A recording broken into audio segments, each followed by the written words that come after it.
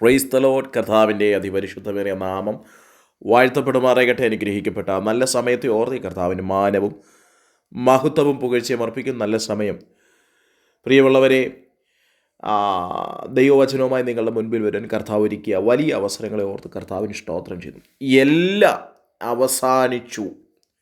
ഇനിയും മുൻപോട്ട് പോകാൻ ഒരു തരത്തിലും കഴിയുകയില്ല, ഇവിടം കൊണ്ടൊരു ഫുൾ സ്റ്റോപ്പ് വീഴുകയാണ് എന്ന് ചിന്തിക്കുന്ന ചിലരെ നോക്കി, അങ്ങനെ വേദനപ്പെട്ടിരിക്കുന്ന വ്യക്തികളെ നോക്കി പരിശുദ്ധാത്മാവ് ഇന്ന് ദൈവവചനത്തിലൂടെ ഇടപെടാൻ ആഗ്രഹിക്കുന്നു. യെശയ്യാവിൻ്റെ പുസ്തകം 43-ാം അധ്യായം അതിൻ്റെ 18-19 വേദഭാഗം ഇങ്ങനെയാണ് വായിക്കുന്നത്. മുമ്പുള്ളവയെ നിങ്ങൾ ഓർക്കണ്ട, പണ്ടുള്ളവയെ നിരൂപിക്കുകയും വേണ്ട. ഇതാ ഞാൻ പുതിയതൊന്ന് ചെയ്യുന്നു, അത് ഇപ്പോൾ ഉത്ഭവിക്കും, നിങ്ങളത് അറിയുന്നില്ലയോ? അതേ, ഞാൻ മരുഭൂമിയിൽ ഒരു വഴിയും നിർജ്ജന പ്രദേശത്ത് നദികളും ഉണ്ടാക്കും. വളരെ അനുഗ്രഹിക്കപ്പെട്ട വലിയ പ്രവാചകൻ എന്നറിയപ്പെടുന്ന യെശയ്യാവ് ആത്മാവിൽ ആലേഖനം ചെയ്തിരിക്കുന്ന, രേഖപ്പെടുത്തിയിരിക്കുന്ന ഒരു തിരുവചന ഭാഗമാണ് നാം വായിച്ചു കേട്ടത്. പ്രാരംഭ സെക്കൻഡുകളിൽ തന്നെ ഞാൻ എൻ്റെ പ്രിയമുള്ളവരോട് ഞാൻ പറയുന്നു, 2025 അവസാന മാസത്തിൽ എത്തി നിൽക്കുമ്പോൾ നാളിതുവരെ കരുതിയ ദൈവമാണ് നമ്മെ, നാളിതുവരെ പുലർത്തിയ ദൈവമാണ് നമ്മെ. എന്നാൽ ചില സാഹചര്യങ്ങൾ കൊണ്ടും ചില പ്രതിസന്ധികൾ കൊണ്ടും ചില മേഖലകൾക്കകത്ത് അമ്പേ പരാജയപ്പെട്ട് എല്ലാം അവസാനിച്ചു, എല്ലാം തീർന്നു, ഞാനൊരു വലിയ പരാജയമെന്ന് പറഞ്ഞ് വേദനയോടെ ജീവിതം ഒന്ന് അവസാനിച്ച് കിട്ടിയിരുന്നെങ്കിൽ കൊള്ളാമായിരുന്നു എന്ന് പോലും പറയുന്ന ഒട്ടനവധി പേര് ഇന്ന് ഭൂമിയിൽ കാണും. ദൈവത്തിന് സ്തോത്രം. എൻ്റെ ഈ ശബ്ദം കേട്ടുകൊണ്ടിരിക്കുന്ന ആരെങ്കിലും എങ്ങനെ ചിന്തിക്കുന്നെങ്കിൽ പരിശുദ്ധാത്മാവ് നിങ്ങളോട് വചനത്തിലൂടെ പറയാൻ ആഗ്രഹിക്കുന്നു, ഇതാ ഞാൻ പുതിയതൊന്ന് ചെയ്യുന്നു, അത് ഇപ്പോൾ ഉത്ഭവിക്കും. ദൈവത്തിന് സ്തോത്രം. നിങ്ങളെ നോക്കി ഞാൻ പ്രവചനാത്മാവിൽ കൈമാറുന്നു. പുതിയതൊന്ന് നിങ്ങൾക്ക് വേണ്ടി ചെയ്യാൻ, പുതിയൊരു വഴികൾ, ഉറവകൾ നിങ്ങൾക്ക് വേണ്ടി തുറക്കാൻ പരിശുദ്ധാത്മാവിന് കഴിയും. വിശ്വാസത്തോടെ ദൈവസന്നിധിയിൽ ആമേൻ പറഞ്ഞ് അത് സ്വീകരിക്കാൻ തയ്യാറാകുക. എവിടേക്കോ ഒരു വലിയ പരാജയപ്പെട്ടു, എവിടേക്കോ തകർന്നു, എവിടേക്കോ അവസാനിച്ചു, ഇനിയും ആര് നമ്മളെ രക്ഷിക്കാനാ? ഇനി ആര് നമ്മളെ ഒന്ന് കരുതാനാ? ഇനി ആര് നമുക്ക് വേണ്ടി ഉണ്ട് എന്ന് ചിന്തിച്ചിരിക്കുന്ന ചില സാഹചര്യങ്ങൾക്കകത്ത് ദൈവത്തിൻ്റെ അസാധാരണമായ കാര്യം നിങ്ങളെ തേടി വരുമെന്ന്, നിങ്ങൾക്ക് വേണ്ടി വെളിപ്പെടുമെന്ന് ഞാൻ ആത്മാവിൽ പ്രവചിക്കാൻ ആഗ്രഹിക്കുന്നു. ദൈവത്തിന് സ്തോത്രം. വിശുദ്ധ വേദപുസ്തകം പഠിക്കുമെന്ന് നമുക്കറിയാം. ഉൽപ്പത്തി പുസ്തകം 21-ാം അധ്യായത്തിൽ അതിൻ്റെ 15-ാമത്തെ വേദഭാഗം ഇങ്ങനെയാണ് വായിക്കുന്നത്. തുരുത്തിയിലെ വെള്ളം ചെലവായ ശേഷം അവൾ കുട്ടിയെ ഒരു കുറുങ്കാട്ടിൻ തണലിലിട്ടു. അവൾ പോയി അതിനെതിരെ ഒരു അമ്പിമ്പാട് ദൂരത്തിരുന്നു. കുട്ടിയുടെ മരണം എനിക്ക് കാണണ്ട എന്ന് പറഞ്ഞു. എതിരെ ഇരുന്ന് ഉറക്കെ കരഞ്ഞു. വളരെ പരിചിതമേറിയ ഒരു ഭാഗമാണ്. ഹാഗർ തൻ്റെ മകനായ ഇഷ്മായേലിനെ ഒരു കുറുങ്കാട്ടിൻ തണലിൽ കൊണ്ടിട്ടിട്ട് മരണം വെയിറ്റ് ചെയ്തിരിക്കുകയാണ്. എന്ന് പറഞ്ഞാൽ അവൾ ഇന്നലകളിലായിരുന്ന സാഹചര്യത്തിൽ നിന്ന് പെട്ടെന്ന് അവളുടെ ജീവിതത്തിലേക്ക് ഒരു ദുരന്തം പോലെ അവൾ അബ്രഹാമിൻ്റെ വീട്ടിൽ നിന്ന് ഇറങ്ങി പുറപ്പെടുകയാണ്. അവൾക്ക് ആ വീട്ടിൽ നിൽക്കാൻ കഴിയാതെ അവളെ വീട്ടിൽ നിന്ന് പുറത്താക്കുകയാണ്. അബ്രഹാം കൊടുത്തുവിട്ട തുരുത്തിയിലെ വെള്ളവും കയ്യിലിരുന്ന അപ്പവും തീർന്നപ്പോൾ അവൾ ചിന്തിച്ചു, ഇവിടം കൊണ്ട് അവസാനിച്ചു, ഇവിടം കൊണ്ട് എൻ്റെയും കുഞ്ഞിൻ്റെയും മരണമാണ്, ഇനിയും മുമ്പോട്ട് ഒരു സ്റ്റെപ്പ് പോലും വെക്കാൻ കഴിയത്തില്ല. ഒരു മരണത്തിന് വേണ്ടി കാത്തിരിക്കുന്ന ഒരമ്മ, ഒരു കുഞ്ഞ്, അവരുടെ നിലവിളി, അവരുടെ കരച്ചിലാണ് അധ്യായം നമ്മെ പഠിപ്പിക്കുന്നത്. ദൈവത്തിന് സ്തോത്രം.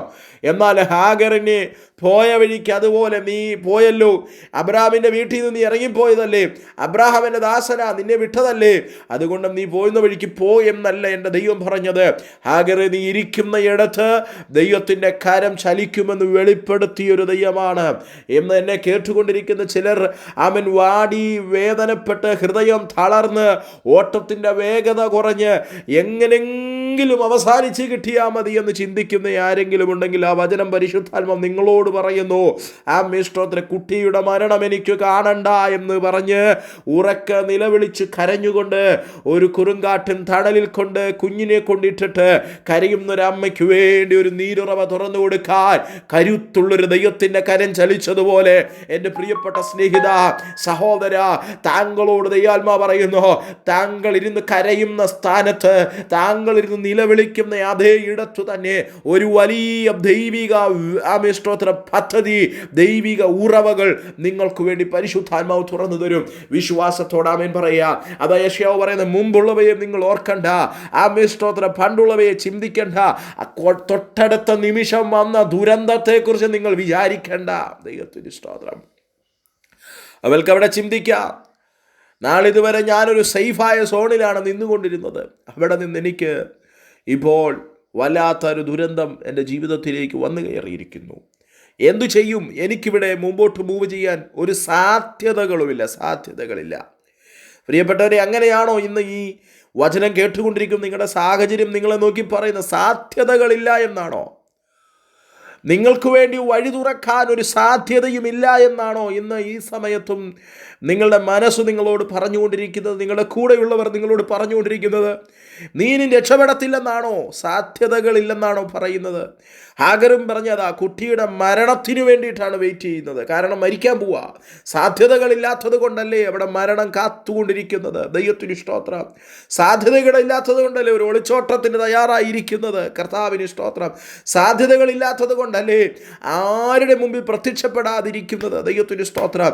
സാധ്യതയില്ല, നീ ഒരു പരാജയപ്പെട്ടവനാണ്, നീ ഒരു തകർന്നവനാണ്, നിന്റെ കുടുംബം വലിയ തകർച്ചയിലൂടെയാണ് പോകുന്നത് എന്നൊക്കെ പറഞ്ഞതുകൊണ്ടല്ലേ പ്രത്യക്ഷപ്പെടാതിരിക്കുന്നത്. ദൈവത്തിൻ്റെ ആത്മാവ് പറയുന്നു, സാധ്യതകളില്ല എന്ന് മനുഷ്യൻ പറയുന്നിടത്ത്, സാധ്യതകൾ ഇനി കാണത്തില്ല എന്ന്, രക്ഷപ്പെടത്തില്ല എന്ന് പറയുന്നിടത്ത്, പുതിയതൊന്ന് ചെയ്യാൻ അവരുടെ മൈൻഡിലില്ലാത്തത്, അവരുടെ ചിന്താഗതികളിൽ ഇല്ലാത്തത് ഒന്ന് ചെയ്യുവാൻ കരുത്തുള്ളൊരു ദൈവത്തിൻ്റെ കരമുണ്ടായെന്ന് സ്തോത്രം ദൈവാത്മ വചനത്തിലൂടെ സ്തോത്രം പ്രബോധിപ്പിക്കുകയാണ്. കർത്താവിന് സ്തോത്രം ചെയ്യുന്നു. ഹാഗർ പറയാ, സാധ്യതകളൊന്നുമില്ല. പക്ഷേ ദൈവത്തിൻ്റെ ആത്മ പറയാം, ഹാഗറെ, നിന്റെ കണ്ണുകൾ കൊണ്ട് നോക്കിയാൽ, നിന്റെ ചിന്തകൾ കൊണ്ട് നോക്കിയ സാധ്യതകളില്ലായിരിക്കാം, എന്നാൽ സ്തോത്ര കൈവിടാത്ത കരുത്തുള്ളൊരു കർത്താവ് നമുക്കുണ്ട് എന്ന് തിരിച്ചറിയണം. സാധ്യതകളില്ലാതിരിക്കുന്ന സ്നേഹിത, ഒരു സാധ്യതയുമില്ല ഞാൻ രക്ഷപ്പെടാൻ, ഒരു സാധ്യതയുമില്ല. അതുപോലെ കടം കയറി, അതുപോലെ രോഗത്തിൻ്റെ അവസ്ഥകളാണ്, അതുപോലെ പ്രശ്നമാണ്, ഒരു സാധ്യതയുമില്ല എന്നാണോ ഇന്ന് ഈ സമയത്ത് പറഞ്ഞുകൊണ്ടിരിക്കുന്നത്? ചില സാധ്യതകൾ പുതിയതൊന്ന് താങ്കൾക്ക് വേണ്ടി തുറക്കാൻ, താങ്കൾക്ക് വേണ്ടി തുറക്കാൻ പരിശുദ്ധാത്മാവ് സന്നദ്ധനാണ്. ദൈവവചനത്തിൽ അടിയുറച്ച് വിശ്വസിക്കുക. കർത്താവേ, അങ്ങനിക്ക് വേണ്ടി പ്രവർത്തിക്കുന്ന അതരങ്ങൾ ചലിപ്പിച്ചു പറയുക.